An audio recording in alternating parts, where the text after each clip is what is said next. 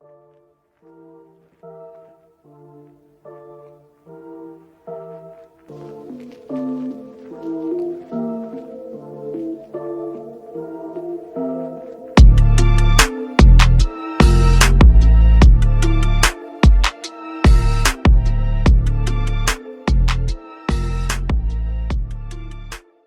beat yourself up for things that are not that you can't control.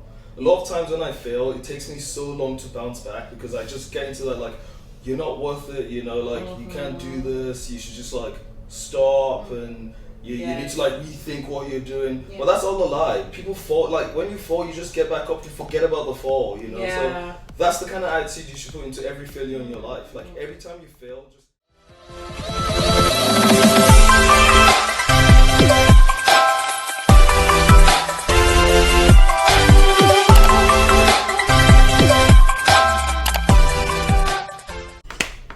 a special edition of Tols, New York. I'm sitting with my best friends from school. This is Timmy and this is Dimitri. And we both grew up together, so I just thought that the best people to talk about this beautiful topic of what advice would you give your 16-year-old self. So basically the topic is looking at if you were 16 or when you were 16, is there anything you would anticipate differently or anything that you would expect differently if you could go back to your 16-year-old self and be like, don't do that, or don't rush it? I think I would tell my 16-year-old self, like, it does, like, whatever you decide, you can change your mind, number one. So don't feel like this is going to be the end all be all, whatever you decide. Like, you can change your mind, you can change the direction of your career, but also your career doesn't have to be the only thing about you. One thing that I struggled with even like through college and coming out into like the working space is just like differentiating between something that you're passionate about and is like a hobby versus like a job versus like your purpose. I think like I don't know how it is like in the UK, but especially in America, there's definitely this push of like your job needs to be your passion, and like, you know, you're like, oh, and when you're interviewing, like, I love this because like I think about it every day, and like when I was a young girl I played with Legos and then I started coding and it's like your job can be your job because like you can make money to make money, and then you can have other things that like fulfill you in different ways too.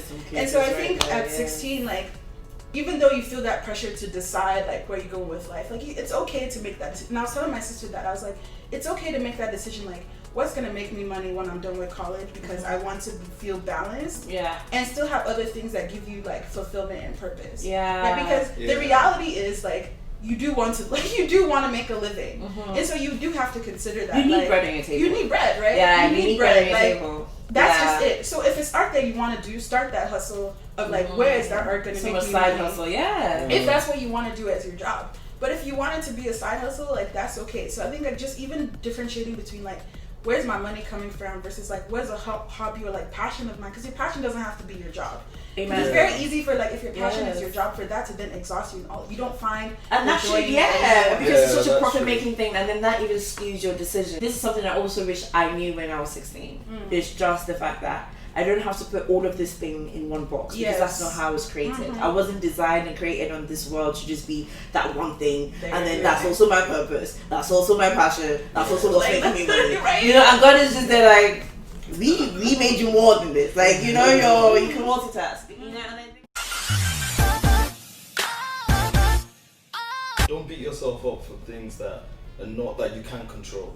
A lot of times when I fail, it takes me so long to bounce back because I just get into that like, you're not worth it, you know, like you can't do this, you should just like stop and you need to like rethink what you're doing. But that's all a lie. People fall, like when you fall, you just get back up, you forget about the fall, you know. So that's the kind of attitude you should put into every failure in your life. Like every time you fail, just think of it as you falling down and just be like, okay, that was one failure. There are like 50 more gonna come. I can't keep moping around on one. I need to you like just move learn on. from all of it. Like if you're not learning, really and truly, that's where failure like comes. You know, it's like. One thing I would say is I feel like we can never actually advise the younger generation. We could just tell them what our experiences were. You know, because what they're going through and the battles they have to fight are completely different from what we went through. That's very true. You know, like it's so dynamic. You just have to leave it to them to come up with the best solution for themselves. Even at the end of the day, it's like the advice is like your journey is your journey, right? So and it's take it. Like how that goes for you, like evolve how that works for you. Yeah, everyone's unique in their own way, you know. So like, don't ever feel the pressure of someone else's achievements or someone else's accomplishments, you know. Just focus on yourself and what you want from yourself in life.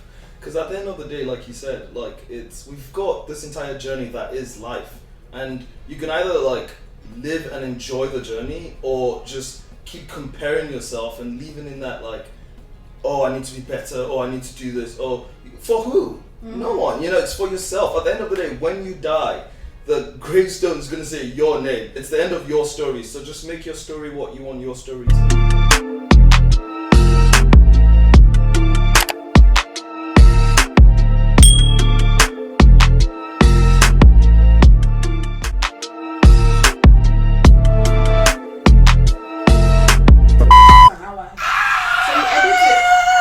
Yo, this is